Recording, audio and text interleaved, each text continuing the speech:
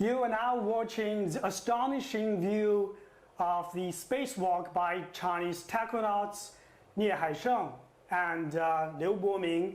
Today they are making history and they have conducted the second spacewalk of the Shenzhou 12 Pro. Hello everyone, I am Wu Lei. We are now doing a live streaming here, and I'm now very glad to be joined by this beautiful lady called Liu Xiyu, the graduate student of School of Aeronautics and Astronautics of Shanghai Jiao Tong University. And also we have two special guests. One is Professor Bernard Foy, and he is the director of Airwalk Europe, Moon, Mars. And also Mr. Xu Yansong, the Director General of the Asia Pacific Space Corporation Organization. Thank you very much for joining our discussion today. And firstly, I would like to ask all of you, have you watched the spacewalk today, and which part impressed you most? Let's start with Professor Bernard Foy, okay? Yes, so hello, welcome from Europe, where I am currently. And yes, we were very impressed to watch the EVA, Extravehicular Activity Sortie, by astronaut Nie Haisheng and Boming. And yes, it's great to see that the EVA suit work well, and they are well supported inside from Tang, Hongbo. And I had also the pleasure to see the launch of Shenzhou, to see the docking of Shenzhou on Tianhe. So we are following this as a beautiful series of episodes showing really that you are doing a great work and with a lot of support and courage. Exactly, and let's remind you that we are doing a live streaming here at CGTN app, Facebook, Twitter, YouTube, and also Weibo account. If you have any questions or comments, please let us know, and we will try to answer you and give you more details. And secondly, let's ask Mr. Xu Yansong, the Director General of the Asia Pacific Space Corporation Organization. So Mr. Xu, you have been a veteran expert in the space industry. So which part impressed you most for today's spacewalk, Mr. Xu Yansong? Yes, I had the honor to be invited by CGTN this morning, this afternoon, and this evening, and I was covering 4 or 5 seconds of this whole live show. So it was quite impressive. The EVA was conducted, and also I was particularly impressed by the easy access and the adoption of the equipment and facilities that can be easily fixed externally to the station. And not to mention the spacesuit, which is also came into pair. I think there was a astronaut dressed in red, which is the primary astronaut, and also secondary astronaut who's helping him, which is not mounted on the robotic arm. So the robotic arm also played an impressive role in this EVA activity. So all went very well, and even we have completed the mission 1 hour ahead of time. So everything was quite impressive to me. Indeed, Mr. Xu just mentioned that today's spacewalk only lasts about 6 hours. We know that last time on July the 4th, the first spacewalk of Shenzhou 12 Pro, they have lasted almost 7 hours. So today, Liu Xiyu, you have been watching this spacewalk, right? Yeah. And as a graduate student, how do you feel about today's spacewalk? Well, just like when I watched the first round of extravehicular activities, I feel exhilarated because, you know, those applause in the control center and the switch of like camera images that all just created such an exciting moment. And also I noticed that, you know, Nie Haisheng was wearing, you know, the spacesuits with red color, and also the hook is red. So, well, that just astonishing because, you know, the other 2 astronauts, they wear blue suits. So it actually shows that Nie Haisheng is the commander of this crew. But Nie Haisheng today, he was one that ventured out to conduct the spacewalk. Tang Hongbo left inside the module to conduct the spacewalk. And talk about the spacewalk, we know that there are different functions of spacewalk. Since 1965, over 200 astronauts globally conducted spacewalk. So what are the major purposes of spacewalks? So Mr. Xu, can you please tell us more about this? Well, the primary spacewalk we had to perform this, to validate a spacesuit is capable of supporting life support system for the astronauts. And also, we have to examine the exterior of any flying capsules, either it's a capsule or it's a space station. And also, mounting and construction of a space station cannot be done without spacewalks and EVAs. And also, there are experiments that you have to do externally outside the station that requires astronauts to attend in person. So, as you mentioned, more than 200 astronauts have conducted this activity. A number of incidents, even accidents, happened, but fortunately, no life was lost. But this also helps the improvement of the spacesuit and life support system on board. So, all of these are essential for that. Also, something that we have learned to improve our facilities and our spacesuits so that it performs perfectly today. Exactly. We know that China's spacewalk, the spacesuits are the new generation one. Compared with the first one, there are a lot of adjustments and improvements. So Professor Bernard, you have been, you used to work for the European Space Agency. So what kind of spacesuits are the NASA astronauts are wearing? What are the differences between their spacesuits as Chinese spacesuits? Yes, so I wanted also to complement that actually I've been involved in a number of experiments that thanks to some astronauts that were on board the International Space Station, we could deploy outside on the ISS. And for instance, we had some tray with living organism, organic material, and we could see how life survived in space for 1.5 years. And then the astronaut had to go outside and bring back the sample to us so that we could measure that in the laboratory. So indeed, these EVA are needed for installation of new modules, for inspection of the safety of the station, for mounting new experiments, and also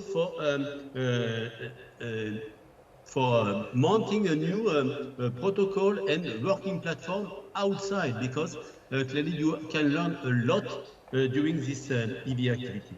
So in terms of the spacesuit, the new generation of this external EVA spacesuit have to be more dexterous, more agile, and better instrumented than the one we used before. But clearly, the main factor is safety. As you know, there can be some difficulties, and for this, what is very important is the training of astronauts to follow the protocols, to be used to use some specific tools with very complex gloves, very difficult visibility, and also they have to react to emergency situations. We had a case, and they train, for instance, in a deep pool. We call it neutral buoyancy facility, and we have some of them in the main training center. But for instance, at the European Astronaut Center, we have this pool, and they train, and they have intensive training so that then they feel in their element when they are floating in space. And they rehearse also all this emergency protocol. We had the example of my good friend, astronaut Luca Parmitano. When he was on an EVA, he saw the water filling in his suit until the level of his nose. Wow, that's quite dangerous. But because he had followed the training, this is something that can happen. He took his breath and he made his re-entry in the space station in orderly fashion. He's a hero, I believe, but he was very well trained, and we have a set of experts in EVA operation that help to train those astronauts. Wow, that's I heard that story because over the history of the spacewalk, that was one of the very dangerous experience. but we know that a space suit is actually a mini spaceship. Takonauts are wearing that floating in the space. They cannot, do something to adjust that. But the staff on the ground, they are monitoring their blood pressure, their physical condition, and also psychological condition to guarantee their safety. Safety is a top priority in the space. And for Xiyu, you are watching for this kind of space suit. So, do you have a dream to wear that kind of space suit one day in the future? Yeah, absolutely. I would love to, fly in space in a spacesuit. I think maybe that's the most romantic thing that I can imagine. Yeah.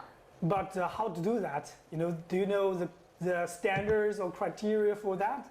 Well, I just were aware that they come into the suit from the back of it, from the rear of it, but I don't know other things. So. Okay, I think let's better ask the experts online. So how to become a astronaut or takonaut?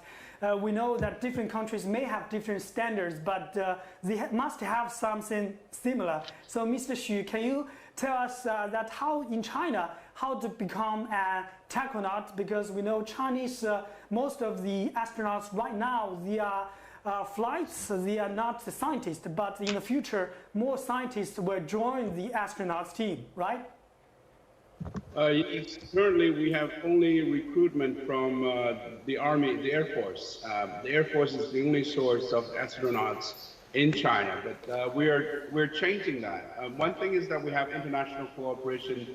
For example, we have cooperation with the European Space Agency, and European astronauts are being trained in China, and this, vice versa, Chinese astronauts trained in Europe, and they trained.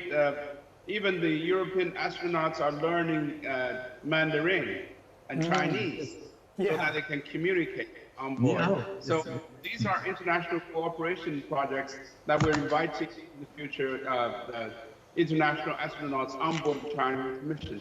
And secondly is that in the future, not only Air Force, but the scientists and students, like our guests today, if they're physically fit, and they can fly on board the station if required.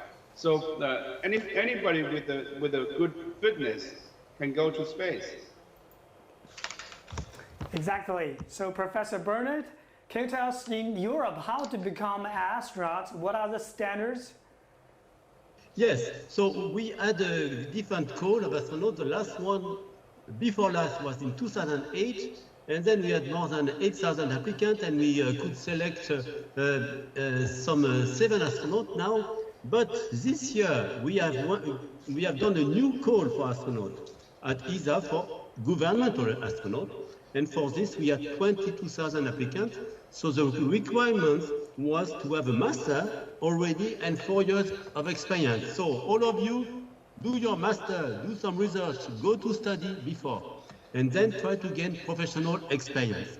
And also we have actually tried to get a good balance in the skills, in diversities, and we have tried to encourage also women to apply, because we have to have an equal share of men and women in space.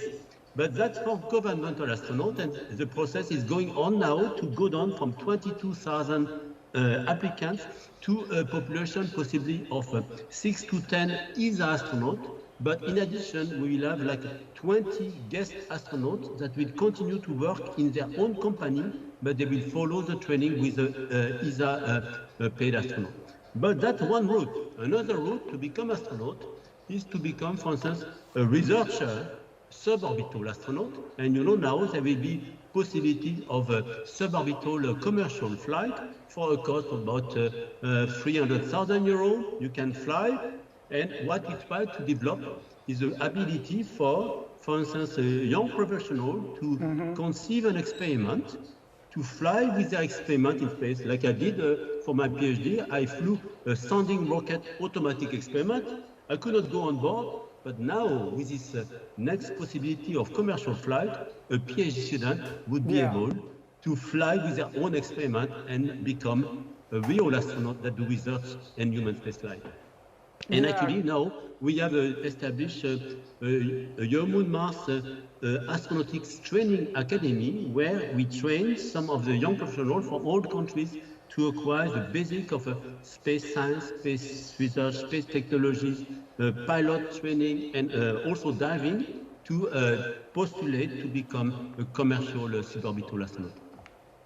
Exactly. So I think we need to study for this academic first, and then we need to have a very good physical condition, and then we need to have the dream to fly one day in the space.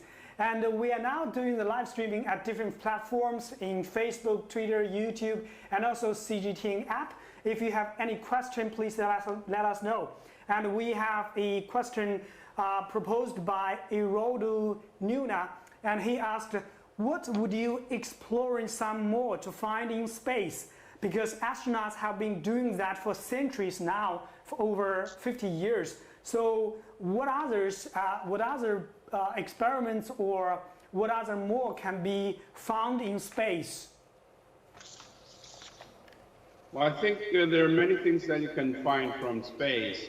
Space is indefinite, and the infinite university need us to explore. The microgravity environment always evolves with new materials, a new process, and new methods to develop new materials. And also the new generation space station is also mounting telescopes on board.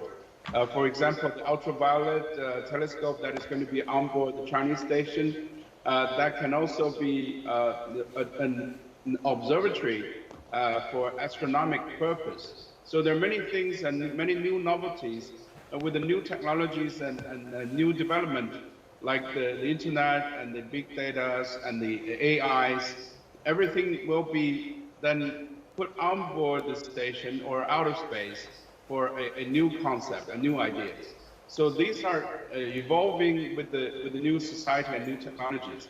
So it's an interactive process rather than a single space exploration where you have been conducting more than 40 or 50 years. So these are the differences. Exactly. And I just want to mention one example of how space technology is related to our life. Actually, I've used that today in my program, because we know the spacewalk is conducting in outer space, and Taikonauts need to wear a paper diaper-based urine collection device, because we know paper diaper were first invented for astronauts' use, because they have been working in space for several hours. But now this kind of paper diaper technology has been invented, and now it can be promoted for the daily use for our babies, for the human beings. So actually space technology can be applied in our daily lives, like space breeding, space telecommunication, and all kinds of space technology, like the Beidou navigation satellite system. We know that today China has a brand new Beidou navigation satellite system. That's a number of the top world communication. Most of our mobile phones are using them. So can you talk more about this space technology? Well, yes, actually my research interest is navigation, so definitely I'm familiar with Beidou. And I think we can see great prospects in it as the construction is completed, and I believe there will be plenty of job opportunities. So with the help of this kind of space technology, our life are becoming much easier and more convenient. Yeah, definitely. And the solution of the navigation will be more accurate, definitely. So in daily life, how can we use that in addition to this kind of navigation services? What other aspects can we use for this kind of Beidou technology? Well, I guess maybe it can be planted into like cargoes, so you can find the position of it, and yes, there are so many uses of it. Yes, and all this relate to the space technology and space station, because China is building its own space station that is expected to be completed by the end of 2022. So building this kind of big space station requires more spacewalks. Talking about spacewalks, so what if there were any hazards such as hurting debris? What should they do?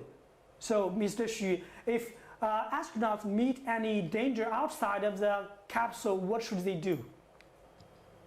Well, the space debris has always been an issue, and also we're witnessing lots of big companies deploying huge number of satellites on board into the orbit. Basically, we separate our orbit into three categories: the geostationary orbit, the medium Earth orbit, and low Earth orbit. And low Earth orbit, the space debris can disintegrate within a few years, but medium Earth orbit, space debris can sustain quite a long time, even decades or centuries. So space debris is an issue. So we have an international coordination working group on space debris called IADC, where they have 4 sub-working groups. One of them is to do protection. Protection means new materials, new designs. Even before the spacecraft is flying, we have to put the elements into design. And second is observations. We're using global observation capabilities, either radar or optical, to register all space objects. And third is modeling. Of course, we need to have a model of all space debris, their orbit, their speed, and their proximity to the space station, in particular, human missions. So all of these are carefully calculated, and if in case a space object or space debris is approaching the station, we need to do certain maneuvers to avoid collision. And also a fourth part is the space debris mitigation. Mitigation means deorbiting, passivations, and even removal of space objects and space debris from orbit. So all of this needs global efforts and global cooperation. Exactly. We know that these kind of emergency plans, also including NASA or European Space Agency, also have kind of emergency plans for the safety of astronauts. So Professor Bernard, can you give us more details about the emergency plans for NASA or ESA? I mean, as you mentioned, our world, our society is more and more dependent on space technology.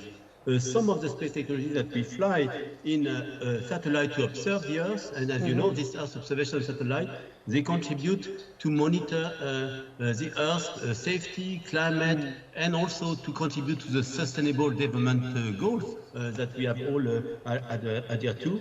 We are also looking at knowledge, astronomy, exploring planets, at application, as you mentioned, navigation, like Beidou or Galileo in Europe, or communication. So to protect all this infrastructure that is needed for society, we need good measures, not only for the space station, also for all the satellites. And for this, clearly, we have something in the area of the design of the spacecraft. Also, regulation. When you launch a spacecraft, it's important to put a deorbiting facility on board, so that if it's a low Earth orbit, you can retrieve it in a controlled condition.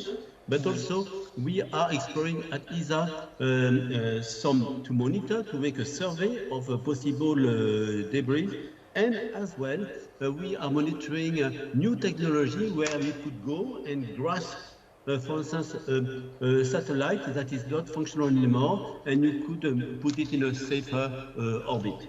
And so this requires a good mix of technology, creativity, but also measures that are put by the different agencies and industry, and an international coordination, a good working together for that. At the international, as we call federation, we have put in place now a new traffic management committee that will help also to liaise with different actors all over the world, in particular from the industry and agency side, to get a good world citizenship in the way we address this danger for our space infrastructures. Exactly. So in case of emergency, we need, yes, to have a plan where we can communicate, for instance, some of the dangers that are occurring in advance, and so that there can be some avoidance maneuvers that can be done in time and with enough accuracy. And this can be, this has to be done in a very fast track way for avoiding some collision or threat that could be devastating in their consequence. Mm-hmm. Exactly. And so, Xu, have you watched the movie Gravity? 地心引力. Oh, I'm not sure. Yeah, I'm not sure? Yeah. That's one of very exciting movies talk about the danger of walking in space. And actually, this is a model of this China space station. I'm not sure it's in the right position, but we know this time 3 Taikonauts in the Tiangong, in the Tianhe core module of this space station. But they are expected to return to Earth in mid-September. And talk about Nie Haisheng, we know it's his second time in space. And I heard that Nie Haisheng just graduated as a postgraduate from Shanghai Jiao Tong University this, at the beginning of this year. Yeah. So, which part do you impress you most about the Taikonauts Nie Haisheng? Oh, actually, I have no chance to meet him. Yeah. Yeah, so. But you and he maybe graduate from the same university, and. Yeah, maybe we have attended the same course. Really? I don't know. Yeah. Okay. And but it's really exciting to see that him in Taikonauts for the spacewalk today. But actually, many are wondering how do they train on Earth? Because to conduct a spacewalk may need hours, or I'm not sure. How do they train on Earth? Do you know that? Well, I heard that they were trained like in a swimming pool. In a swimming pool, Yeah. underwater. Yeah. Ah, yeah. So, Mr. Xu, is that true that the Taikonauts are trained underwater? Yes, this is one of the trainings they have to do, which is to submerge themselves in water. As Professor Foyer just mentioned, that it's a simulation of space environment, a microgravity environment. Yeah, so they have to dress up in spacesuit and conduct a number of missions on board, like underwater trainings. And water tanks are available, like Bernard said, they're in ESA, they're also in Beijing. They have this facility in Japan. They have a facility to train the astronauts, and also in NASA. So interestingly is that all the astronauts after retirement take up a habit like diving. You know, they go to all the exotic places to dive because they had the experience of training in underwater. So after retirement, they all go diving. Ah, that's a good experience because they are experts for diving. Yes. Are these similar training methods in the ESA?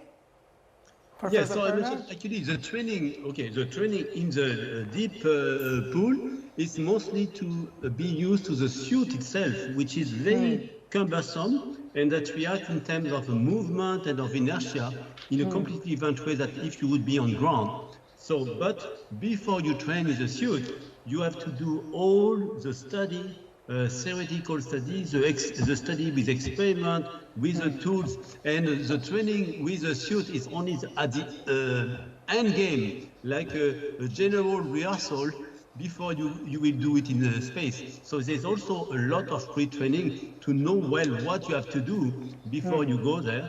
And also what you train in the pool is all this emergency situation. Because you have to have a really realistic environment so that your whole body and mind can react to all this emergency situation. So not all astronauts follow the diving training. So, but those that want to do an EVA, they do a lot. And in fact, after the agencies, when they allocate the task for EVA, they take into account the pre-diving training that astronauts have done. And in Europe, at the European Astronaut Center, because we have a very good diving instructor, we tend to have more European astronauts doing EVA on the International Space Station than for instance, other type of payload specialists that are focusing, for instance, on other type of operation on ISS. But clearly, a lot of training, but you know, a lot in the preparation of the EVA itself. EVA is like the Olympic race, huh? So that's where the whole momentum you have to act, but there is a lot of preparation in before so that you can do this Olympic EVA spacewalk. Well, that's quite interesting. EVA is called the Olympic game, like Olympic exercise in the space, because that's the most challenging part for the space station construction, because China aims to complete its space station by the end of 2022. So at least I think 3 times of Shenzhou crew are expected before the end of 2022.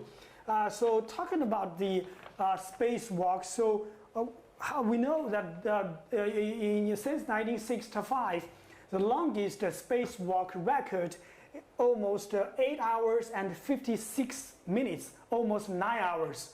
So what are the factors that determine the time of the spacewalk? We don't know who decided, or what are the factors that decide the length of the spacewalk? Well, I think there are a number of elements. First one, for example, is your oxygen level. If you don't have oxygen, you cannot walk anymore. You cannot survive. So one is the resources on board. For example, the electronics, the oxygens, and the power on board, or even inside your spacesuit, and that is a deciding factor. To decide how long you will sustain in outer space. Others is like personal issues, like you're starving for 9 hours or 10 hours, you cannot perform very well. And also physically, you will be very soon tired because of the microgravity environment that also takes more effort in the spacesuit, because your spacesuit is, even though zero gravity, but very clumsy and takes a lot of effort to move around. So physically and conditionally, there are limitations for spacewalk. Yeah, that's quite informative. But Professor Bernard, if one day we are going to land on the moon or land on the Mars, that should be different spacesuit, right? That's quite different from the spacesuits we astronauts wear during a spacewalk. Yes, indeed. So, there are some similarities because they have to be also autonomous and safe in terms of reserve of oxygen and consumables and protection for thermal and radiation. But of course, when you have a partial gravity, like on the moon or Mars, you have other functions. You are not only floating, you will be able to walk and operate. So it's a different mobility system. And what we try also to develop the next generation of surface extravehicular suit that will be allowing more dexterous operation. So that you can, for instance, go and drive your rover, you can do various operations, use the tools. And so now there are some technologies that are also being developed to have some more flexible clothing for the surface planetary suit. Also, they are equipped with much more electronic sensors that can monitor not only your safety, but also can participate to communicate what you see. You can have also some various type of instruments that can be operating. So they can be instrumented with research sensors. And and there are various developments on ensuring more mobility of the suit. Another issue that we'll have on the moon and Mars, we have to avoid the dust from the Moon and Mars to go into the joints and that can create problem and then could contaminate when you come back into the base some of the base. So we are working on some spacesuits. As you know, the NASA now they are for their goal to go boot on the moon by 2024. Yeah. They have also to develop some new surface suits for that. Yeah, I heard that their program was delayed for a while because of their spacesuits problems.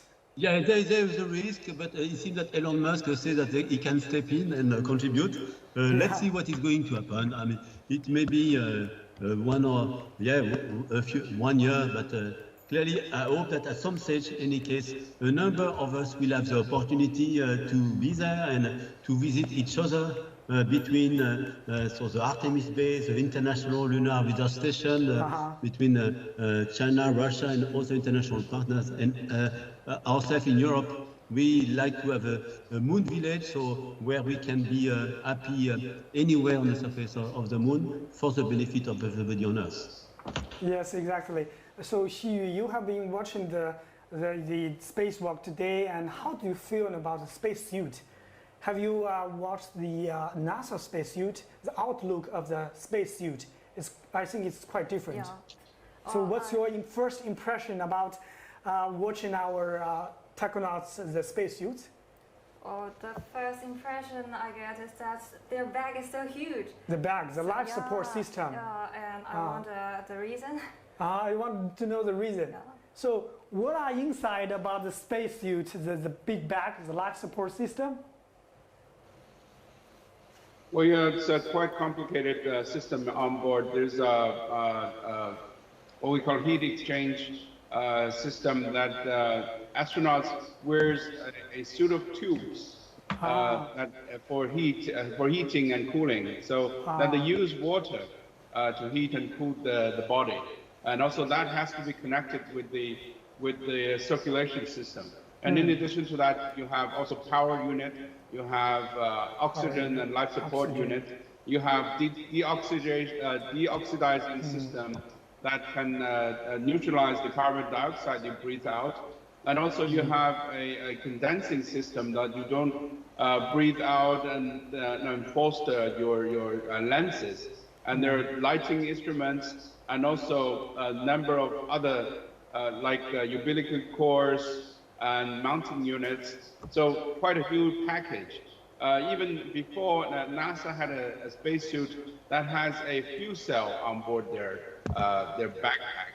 So it's quite big and clumsy, but that is very essential for life support once you're outside the capsule.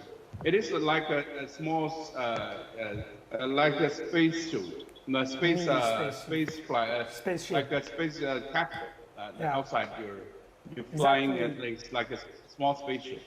Yes, so we know that they have oxygen, they have water, They have power units. they have power units, and because we know Taikonauts cannot eat food in their spacewalk, they can only drink some water or some liquid nutrients through a tube inside the spacesuit, because they have to stay there for over 7 hours, for almost 7 hours. It must be exhausting. Yeah, exhausting because they have to take something to remain healthy. Yeah. And so, Mr. Xu, Including diapers, as you mentioned. yes, paper diapers to so the urine collection device. And so, Mr. Xu, you are also the director of the International Cooperation for the China National Space Administration. We know after the China space station is completed, more international cooperation are expected. So can you give us more details about these international projects? Well, we have a number of international projects ongoing. I think we separate in space into 4 or 5 segments. First is exploration. That means lunar and Mars programs. Second is the space station, including manned space flight and space station operations and experiments and testings. And third is what we call the navigation systems. This including Beidou navigation constructions, GLONASS, GPS, and also European Galileo system. So there is also compatibility issues between these systems. And fourth element is what we call a telecommunication system, including a geostationary and low Earth orbit telecommunication and constellations. And the sixth element is what we call remote sensing or Earth observation. These including meteorologies, Earth observations, Earth science missions. So all of these have international cooperations. As you mentioned, that the space element is very important for our daily life. I still remember Jean-Jacques Godin, who is the former ESA director. He mentioned, if you switch off space segment for one day, you would learn that space has been taken for granted. So you do not have navigations, your deliveries, your cars won't work. You cannot go anywhere without the navigation system. You cannot tell the weather without the Fengyuan, MidSat, and meteorological satellites. You cannot make a phone call overseas because you do not have the telecommunication satellites. And there's no TV programs or CGTN or anything because you do not have a TV broadcasting channel on board the telecommunications satellites. And there won't be astronauts on board. You cannot go to the moon and forget about Mars. So everything is about space. But it has been taken for granted because we're doing a pretty good job in space sector. Exactly. So Professor Bernard, talking about the ESA and the cooperation with China, what other projects are they interested in working with China in the space station? Yeah, I mean, cooperation with China and Europe. Actually, I've been working like 30 years in this. 30 years ago, my first trip to China was for a science collaboration with the Beijing Astronomical Observatory, where we used for the first time the 2-meter telescope at Qinglong, where we brought an ESA instrument there to observe stars. We start with science, and then we do some radio telescopes, and then we prepared our first moon mission of Europe, Smart One, the first of the millennium. In 2003 we launched, and we were contacted by some colleagues from the Chinese Academy of Science, Academician Ma, if you can remember, and we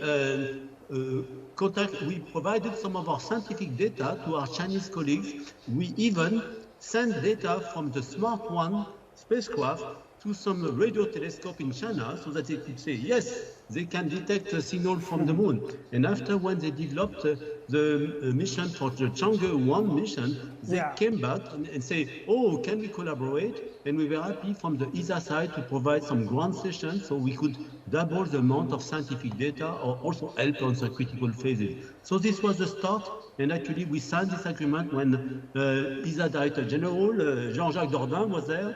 We had the Chinese ambassador in Paris, and we had a little event there. But after this was followed with a nice collaboration where ESA contributed to some of the Chang'e 1, 2, 3, 4, and some of the downlink. But we would want also to have an opportunity to bring experiment on board. And there have been some experiments on lunar missions that were built in France, in Germany, and in the Netherlands. And now for the Chinese space station, Chang'e, there are also a number of countries like France, Italy, that are providing space station experiments. So in the area of basic physics, in space medicine, or in space astronomy.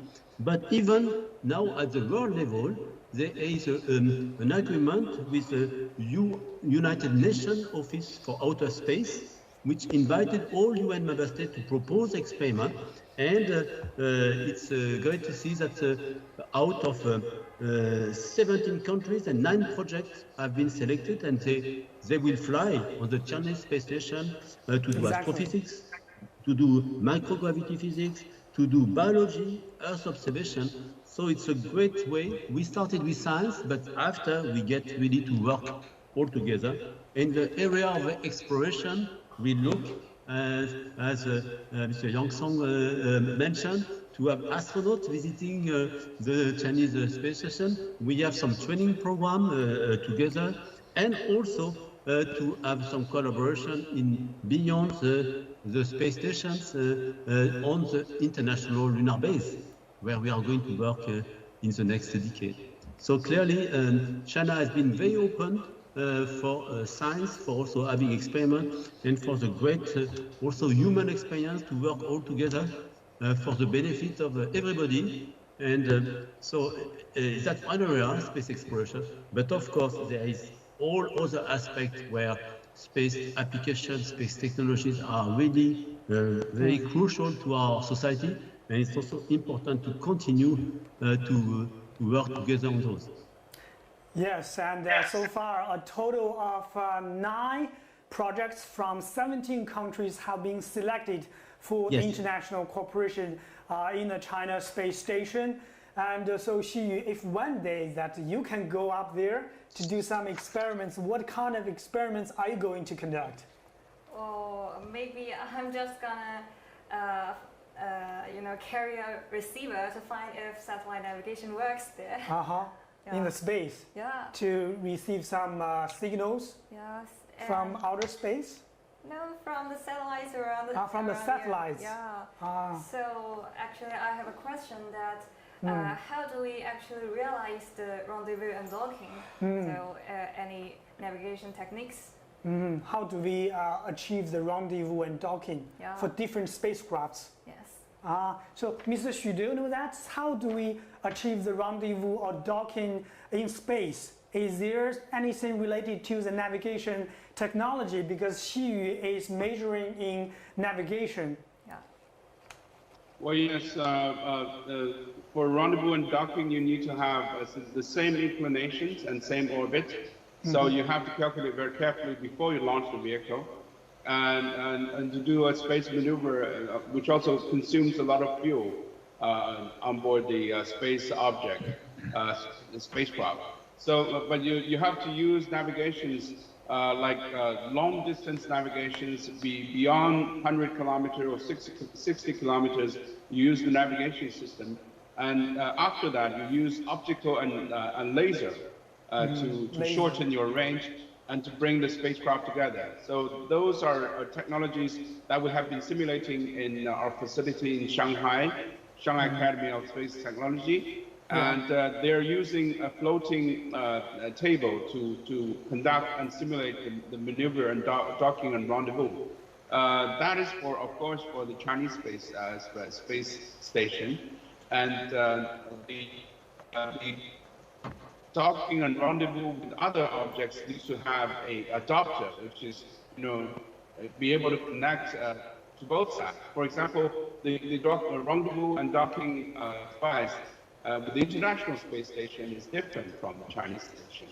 So if you want to have rendezvous and docking with other international partners, you need to also develop an adapter on the ground. So you have to test out those facilities before you conduct rendezvous and docking. But of course, navigation is essential for rendezvous and docking with the same inclinations and same orbit, same altitude. So the docking technology is the same with NASA's docking technology. Professor Bernard, do you know that? Are there any differences or similarities? Yes, so for the proximity and the final docking, it is an interesting part of history, is that, of course, you need to have an adapted system. And the first adaptation between US and Soviet system were developed at the occasion of this historical encounter between the Apollo module and the Soyuz module. And then there was a very brilliant Russian engineer that invented a mechanism where you could very gently dock, and not only mechanically, but also all the electrical system. And this very nice solution by engineer Sergei Matnikov has been preserved, and that's what we use now to dock on the International Space Station. That's why you have a standard of docking. But in addition to that, now you have also automated way, like for instance, the European Space Agency developed an automated transfer vehicle. We launched 5 times to the International Space Station that had the ability with the laser tracking in the final phase to dock automatically. But in addition, there was the possibility of control over by astronaut in case of emergency. So this was a quite complex system that could do both automated and manual docking, and that requires a lot of training. But in the future, yes, we have to define the next generation of standard and procedure that could be coordinated for all the space stations in Earth orbit, but also in lunar orbit. And so we have to work a bit on the technical side, but also how to organize ourselves to get a compatible system in its operations. Yes, I think in the future that more advanced technologies like the AI and the IoT will be, Internet of Things will be applied in this kind of space equipment. And the last question, very last question I want to ask is that what are the next few missions? So what are your expectations for the upcoming manned missions and spacecraft stations for China, Mr. Xu? What are your expectations for? From China, we have the completion of the Chinese space station. That will be, after this EVA, will be followed by a cargo ship launch happening in September. So that is happening next.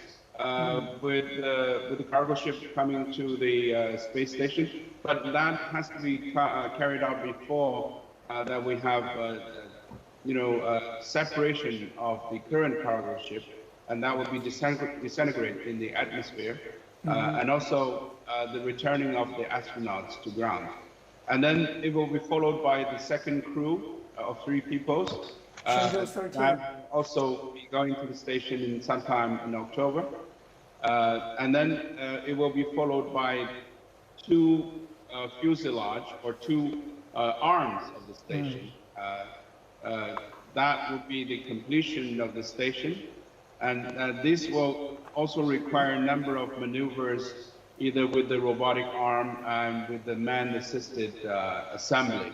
So as coming back to your question previously about rendezvous and docking, we do have basically 3 types. First is the fast docking, and takes about 6 hours to go and to launch and then dock with the station. And we also have a manual docking capabilities, and also docking for fueling and cargoes. So these are basically 3 types of dockings. And dockings are very important because if it's not carried out properly, you might occur with a collision which damages the exterior or even the whole station. So rendezvous and docking is very important and has been tested out during the Tang missions and the previous 2 missions because those are very essential for fueling the station, because we need to fuel the station to maintain the altitude, the orbit of the station. So everything has to fall into place for rendezvous and docking. And also we're looking forward to future successful dockings, either with cargo, with the manned mission, and also with the future fuselage that is going to enlarge the station to, from a single room to a 3-bedroom apartment. Hopefully.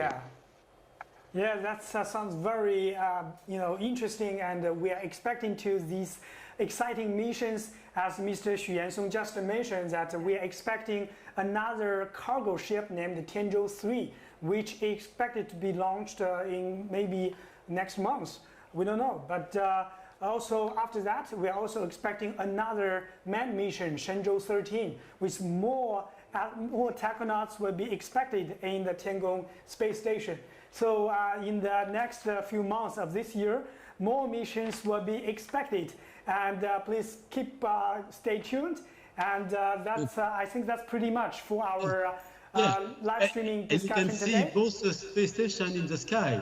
Yeah. I had the chance to see both the Chinese station and the International Station in the sky. So look at the time when they pass over. And it's amazing to see you have all these friends and astronauts that are flying over your head. And in Europe, we have also installed a new NAOCA science module on the International Space Station. It will be great to see what will be the future for this and also for future commercial space stations before we go to the moon altogether. Yes, exactly. That's Professor Bernard. Thank you very much. I think that's pretty much for our live streaming discussion today. Thank you very much, Xu Yansong and Professor Bernard, and also Liu Xinyu, a graduate student from Shanghai Jiao Tong University. And I think that's pretty much for our live discussion. If you have any other questions, you can leave us a comment. And please stay tuned for more exciting missions for the China Space Station. Bye-bye. See you next time. Bye. Bye-bye.